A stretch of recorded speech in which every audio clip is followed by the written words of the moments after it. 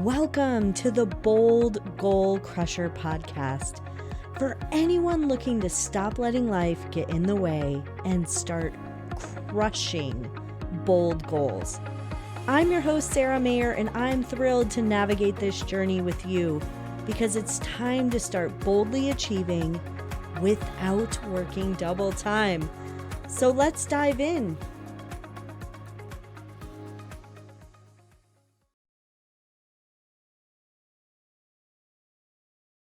Hello, Bold Goal Crushers. I'm super excited about this episode. Today, we are going to talk about the difference between goals and results. And let me remind you, we need to stop setting results. I've talked about this on a couple of episodes, but it's time to break up with this habit. So first, let me start out. When we are doing goal setting, oftentimes we're not doing it correctly. We maybe have fallen into the trap of setting SMART goals. And so we took these really big ideas and then we shrunk them down. So I want to break up with that habit. So the first step in setting a goal is to dig in and really think about what you truly want. This is a reflection exercise and there are no right or wrong answers. So get the SMART goals out of your head.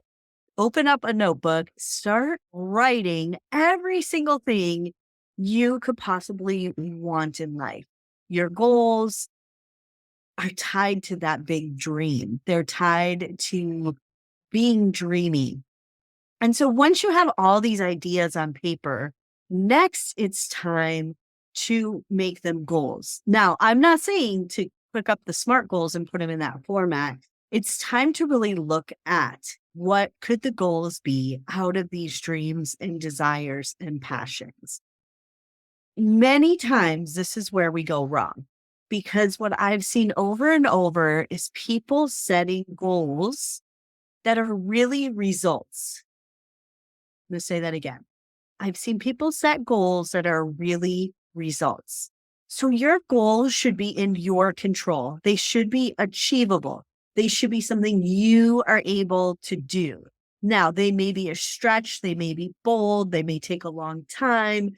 You may have a gap from where you're at right now and where you're going.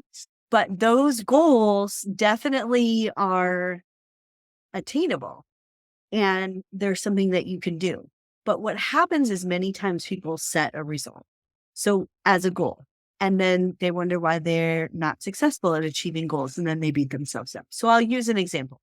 When I was a young girl, I rode horses and I had a goal to become a world champion equestrian. I wanted to win at the world championships. And that really wasn't the goal. That's a result of me achieving a goal. The result is that some panel of judges that are totally subjective would pin a first place ribbon on. And that my horse would do every single thing right so that I could win that ribbon. And in reality, if I was chasing that goal, there are so many factors that play into that. Other people's horses, whether they're nicer than my horse, more well-trained, other people spending more time training, the judges, whether or not they liked how I executed, all these other things played into it. So the likelihood of me being able to achieve this goal was reduced because it actually was a result.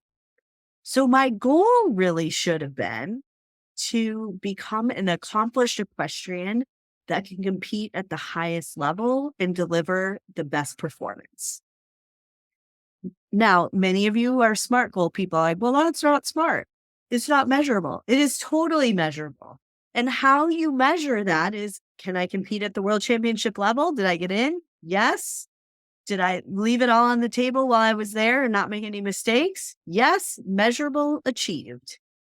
But there were a lot of little steps that went into doing that. I had to practice. I had to actually train my horse to be ridden because he was a driving horse. It wasn't really my horse. It was somebody else's horse.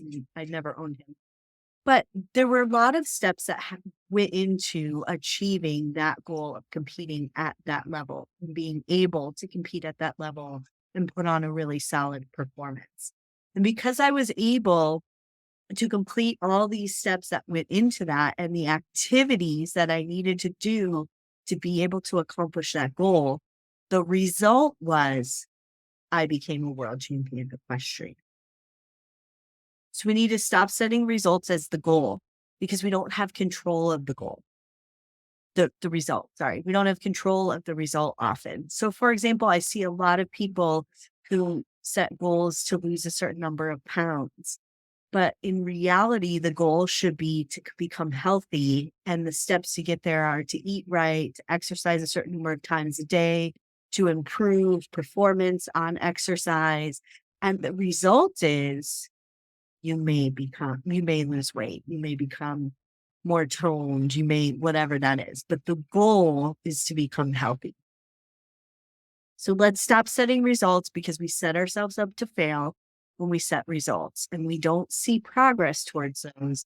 That's when we end up quitting because we're discouraged because our goal is actually a result of the activity. So let's focus on activities and lofty, dreamy goals that we can measure when we actually accomplish it, but it doesn't need to be in a smart, weird format. By X day, I will do this. We can measure almost everything. So let's do that. Stop setting results, people. It's time to crush your goals and everything that gets in the way.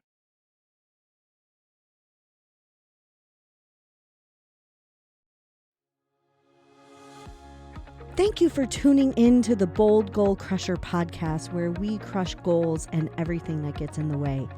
I always love to support my community, so feel free to text the word goal to 480-530-5368. Again, 480-530-5368 and the word goal. And then tell me all about your goals and dreams. Thanks for tuning in. I look forward to seeing you crush your goals this year.